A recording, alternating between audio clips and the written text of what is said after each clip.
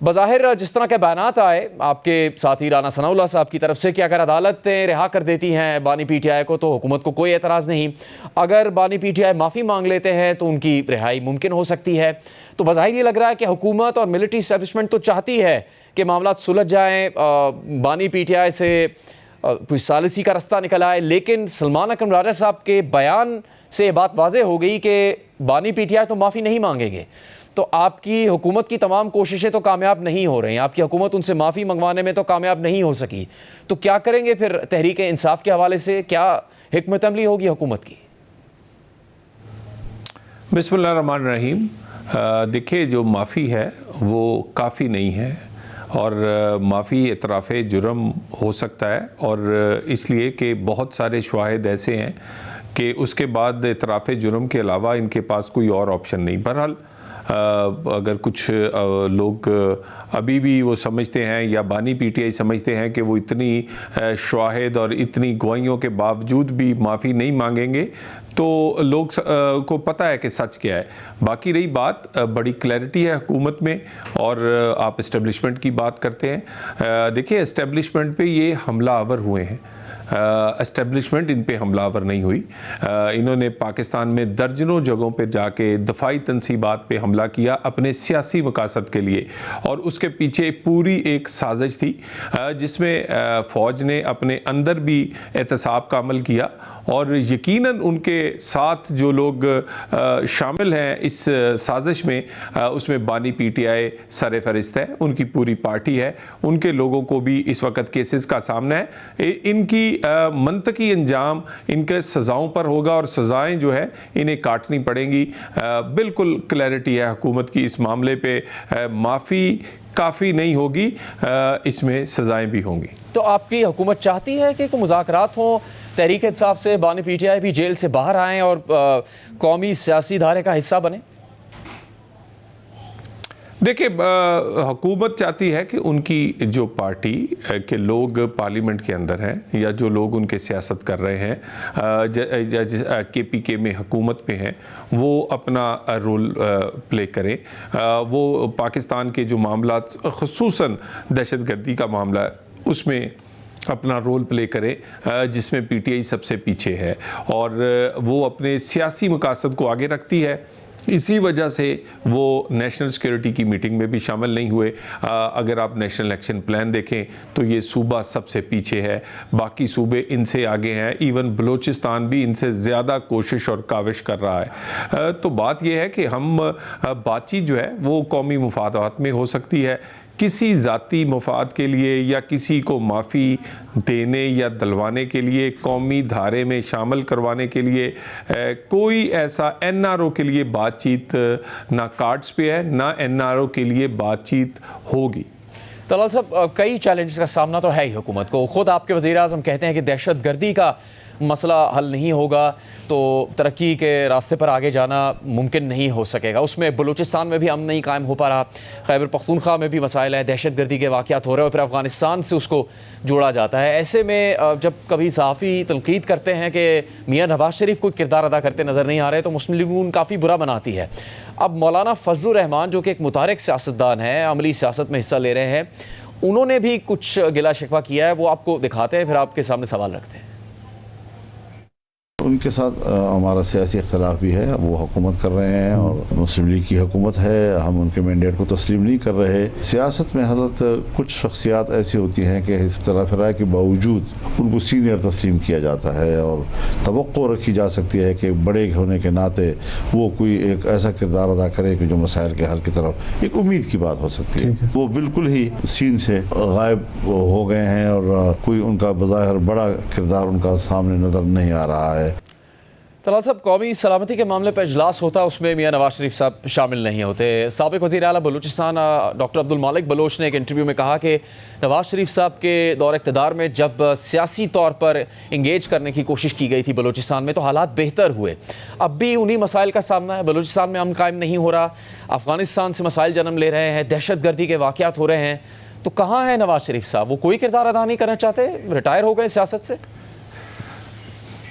देखिए, मियां नवाज शरीफ की party in action है, पूरा रोल प्ले कर रही है। उनकी दो हुकूमतें हैं, वफाक और पंजाब की। दोनों हुकूमतें जो हैं वो दहशतगर्दी की जंग हो, पाकिस्तान की इकॉनमी हो, पाकिस्तान के मसाइल हो, वो अपना रोल प्ले कर रही हैं। और वो जो रोल प्ले कर रही हैं उसमें गाइडेंस और उसमें हर तरह की मुआवनत जो है वो उनके सदर मियां मोहम्मद नवाज शरीफ की उसमें शामिल है। और मियां साहब गाहे बगाहे पंजाब हुकूमत और वफाकी हुकूमत को भी गाइडेंस भी देते हैं और हम उन्हें जवाब दे भी हैं। बाकी रही कि जो रोल है, तो रोल जितना भी PMLN का है, इस रोल में हर मियां नवाज शरीफ के अहकामात शामिल हैं। बलूचिस्तान की बात जो करते हैं इसमें कोई शक नहीं है कि मियां नवाज शरीफ ने 2013 से 18 के दरमियान इलाकाई पार्टियों को मौका देकर, हालांकि नून लीग की वहाँ अक्सरियत थी और वहाँ पर उनको कौमी धारे में शामिल किया और उसी फुटप्रिंट पे मियां शहबाज शरीफ भी काम कर रहे हैं। इस दफ़ा जब बलूचिस्तान गए, कोयटा में जाफर एक्सप्रेस का वाक़या हुआ तो वहाँ पर सबको साथ बिठाया, मालिक साहब को समेत जितने वहाँ लीडर्स थे उनको बिठाया, उनसे पूछा गया, उनसे सुना गया। और इसी तरह कौमी सलामती के इजलास में भी कोशिश की गई कि तमाम पार्लियामान में मौजूद पार्टियां जो हैं वो उसमें शरीक हों। सो हम तो ये समझते हैं, लेकिन अनफॉर्चुनेटली जो अपोजिशन की पार्टियां, कुछ बलूचिस्तान की और कुछ KPK की, वो अपने सियासी और ज़ाती मकासद में इस दहशतगर्दी की जंग में अगर मगर की वजह से शामिल नहीं होती, तो मेरा ख्याल है उन पर आपको सवाल उठाना चाहिए। क्यों PTI के लोग कौमी सलामती के इजलास में नहीं आए? क्यों बलूचिस्तान की वो क़यादत जो दिन रात कहती है कि इन कैमरा इजलास होना चाहिए, हमें ब्रीफिंग दी जाए, हमारे साथ बैठा जाए, और जब इजलास होता है, जब इन कैमरा ब्रीफिंग होती है, जब सारी सिक्योरिटी फोर्सेस के सरबराहान वहाँ पर ब्रीफिंग के लिए आते हैं और पूरी कौमी क़यादत इकट्ठी होती है, तो फिर बलूचिस्तान की वो क़यादत उस मौके पर ना आके क्या साबित कर रही है? तो देखिए, आगे तो बढ़ना है। हाँ, हर कोई अगर अपना रोल प्ले करेगा तो बहुत अच्छी बात, लेकिन आगे बढ़ना है, जंग लड़नी है और जीतनी है, और इसके लिए पेशकदमी शुरू हो चुकी है। हाँ, आएँ, अब भी मिले हमारे साथ, अब भी हुकूमत के दरवाजे खुले हैं। और हुकूमत ने तो ये एलामिया उस दिन भी जो जारी हुआ है नेशनल सिक्योरिटी के कमेटी की मीटिंग के बाद, कि हम दोबारा कोशिश करेंगे कि जो लोग नहीं आ सके उन्हें शामिल किया जा सके। तो तलाल साहब, फिर खैबर पख्तूनख्वा में जो दहशतगर्दी के वाक़यात हो रहे हैं उसके ख़िलाफ़ क्या हिकमत अमली तय की गई है? अफ़गानिस्तान पर बहुत तनकीद हो रही थी, यहाँ तक ख्वाजा आसिफ साहब ने कहा कि जहाँ भी हदफ को निशाना बनाना पड़ा उसके पीछे जाएंगे। अफ़गानिस्तान के अंदर तक जाकर हमला करने की बात हुई। अब पाकिस्तान के नुमाइंदे मोहम्मद सादिक साहब ने जाके वहाँ पे मुलाकातें की हैं, तो अब तो बहुत मुस्बत बातें की जा रही हैं। ये तो आपने भी कहा था कि KPK में कोई ऑपरेशन नहीं होने जा रहा, तो किस तरह ख़त्म होगी ये दहशतगर्दी?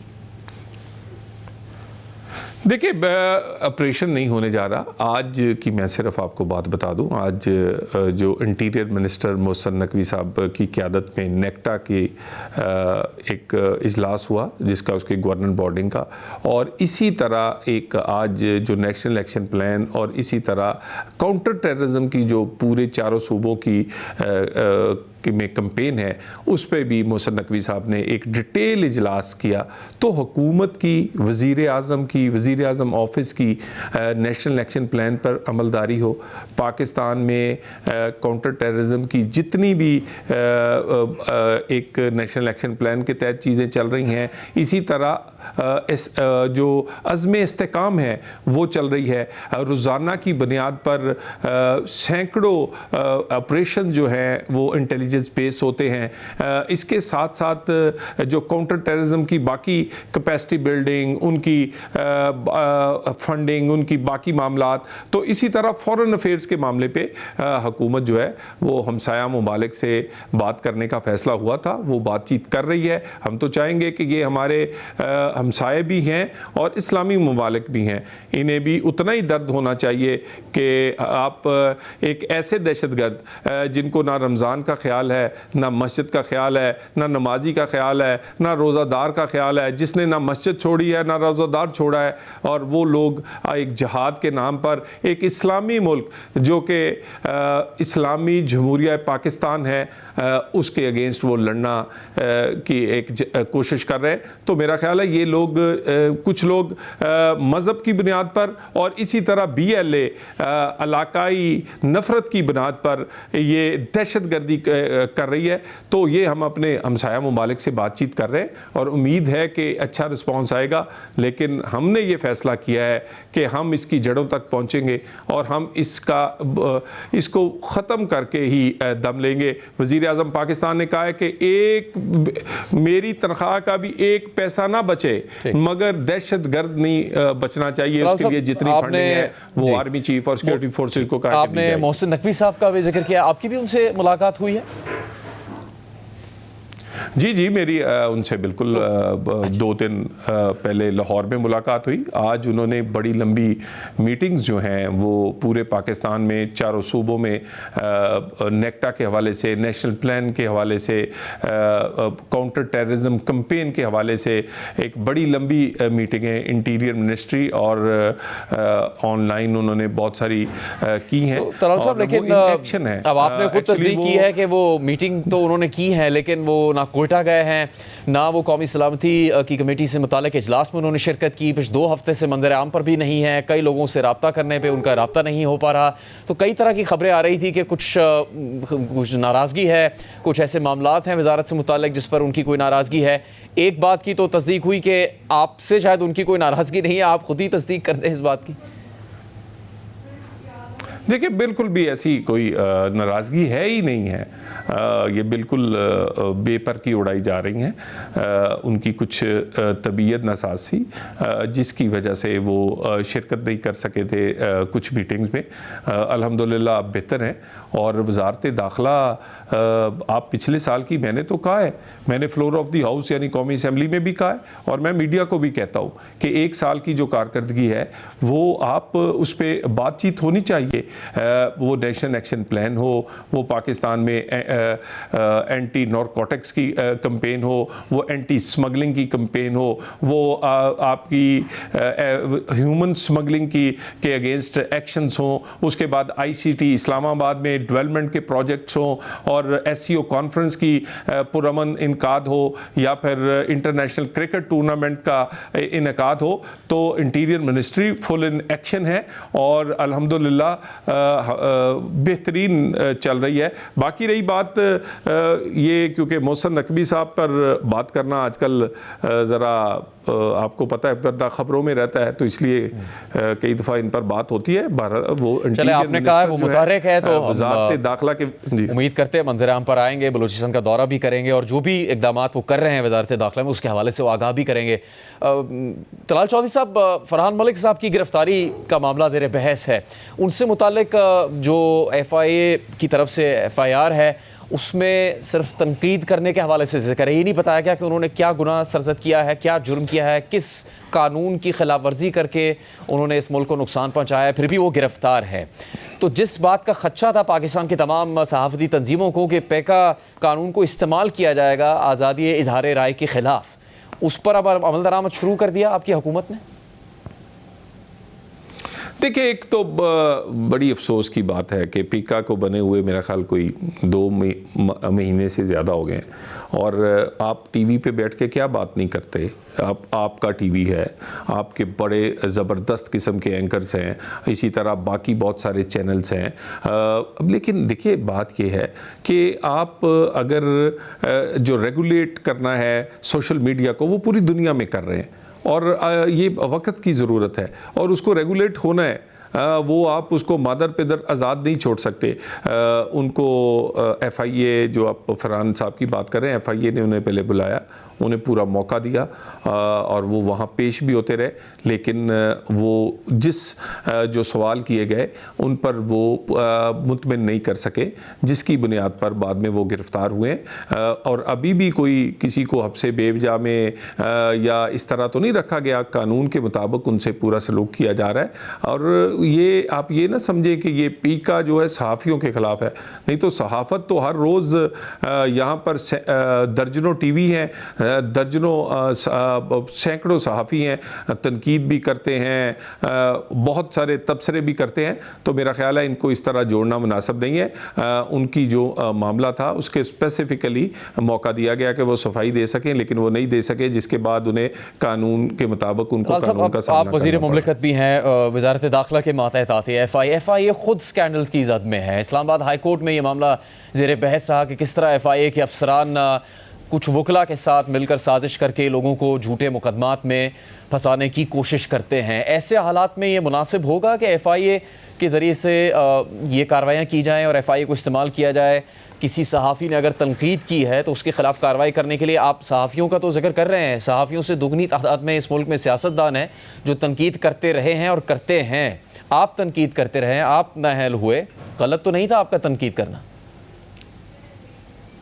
देखिए मैं अब देखें ना, जो तनकीद है वो कानून के दायरे में होनी चाहिए। और जैसे सियासत में भी लोग अच्छे भी हैं, बुरे भी हैं, इसी तरह सहाफ़त में भी है।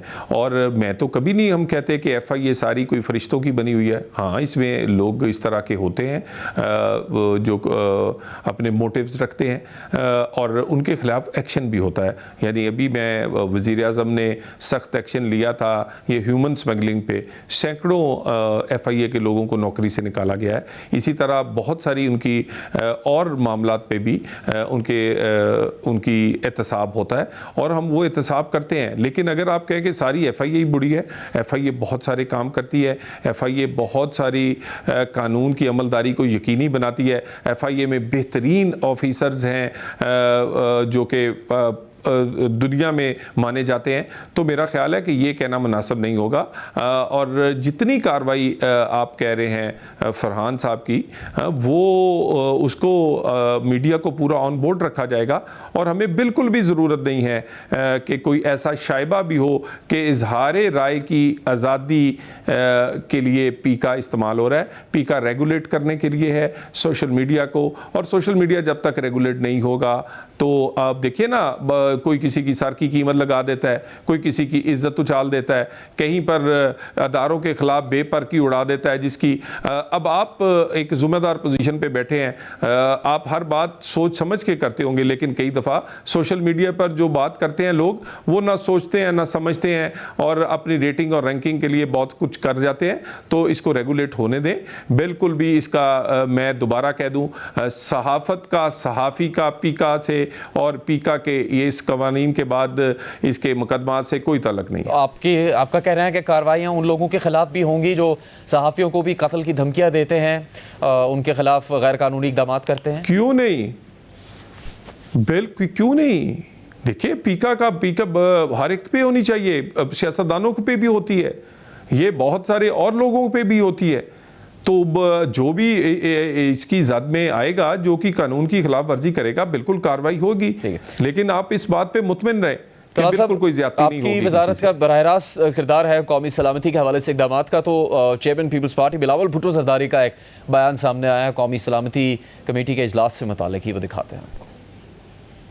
नेशनल सिक्योरिटी की इजलास बुलाया गया इस्लामाबाद में, तो कुछ सियासी जमातों ने उस मीटिंग में हिस्सा नहीं लिया। हम अपील करते हैं वज़ीर आज़म से कि वो फिर से 1 महीना के बाद सही तो एक बार फिर कोशिश करे कि इस किस्म का मीटिंग बुलाया जाए। वो सियासी जमातें जो किसी न किसी वजह से नहीं आ सके, हुकूमत को कोशिश करना चाहिए कि उनको कायल किया जाए। हमने वज़ीर आज़म शहबाज शरीफ साहब से कहा है कि इसमें जो भी किरदार पाकिस्तान पीपल्स पार्टी अदा कर सकती है, जो भी हमसे हो सकता है कि हम हुकूमत को मदद करें। तलाल साहब, दोबारा तलब किया जाएगा कौमी सलामती से मुताल्लिक़ इजलास, और हुकूमत कोशिश करेगी कि तहरीक इंसाफ को शामिल कर लिया जाए उसमें किसी तरह? देखिए ये PMLN की हुकूमत है और इसका खासा ये है, इसका माजी ये है। आप 13 से 18 के दरमियान देख लें, सबको मेज़ पे बिठाया था। कराची देख लें, कराची का जब अमन था, कराची में हमारा कोई उस वक़्त कोई मेंबर मौजूद नहीं था, कोई पॉलिटिकल स्टेक नहीं थे हमारे कराची के अमन के लिए। हमने MQM को, PTI को, पीपल्स पार्टी को, बल्कि उस वक़्त गवर्नर भी वो थे जो 11 साल से गवर्नर थे, हुकूमत भी पीपल्स पार्टी की थी। एक अगर कोई बंदा बदला था तो वो वज़ीर आज़म नवाज शरीफ थे। उन्होंने सबको मेज़ पे बिठाया और कराची का अमन हुआ, पाकिस्तान के लिए वो फ़ायदा मंद हुआ। इसी तरह फाटा का, कोयटा का नेशनल एक्शन जो प्लान बना, उसके बाद जो दहशतगर्दी की जंग थी उसमें भी सबको उठाया। धरना दे के बैठे हुई थी PTI, इस्तीफे दिए हुए थे, हमने उनके इस्तीफे सीने से लगाए रखे, उनको वापस कौमी धारे में लेकर आए, उनको साथ बिठाया, दहशतगर्दी के खिलाफ एक जंग में बयानिया बनाया और उसके बाद दहशतगर्दी की जंग जीत कर दिखाई। तो मुस्लिम लीग नून जो है मियां नवाज शरीफ के इसी बात पे आज भी आगे बढ़ रही है। शहबाज शरीफ इसी तरह लेकर चल रहे हैं और हम तो चाहेंगे कि ये आए, बैठे, अपना रोल प्ले करें, लेकिन किसी की ब्लैकमेलिंग से ये जंग नहीं रोकी जा सकती। किसी की ब्लैकमेलिंग अगर दहशतगर्दों को फायदा देती है तो उन्हें सोचना होगा। अगर किसी की सियासी मोटिव्स इतने ज्यादा या उनकी सियासी मामलात की वजह से कौमी मामलात या वो दहशतगर्दों के साथ खड़े नजर आए तो ये उन्हें नहीं करना चाहिए। उन्हें इस वक्त उनके खिलाफ खड़े नजर आना चाहिए और हुकूमत कोशिश करेगी कि जितने दोस्त हो सके वो साथ खड़े हों।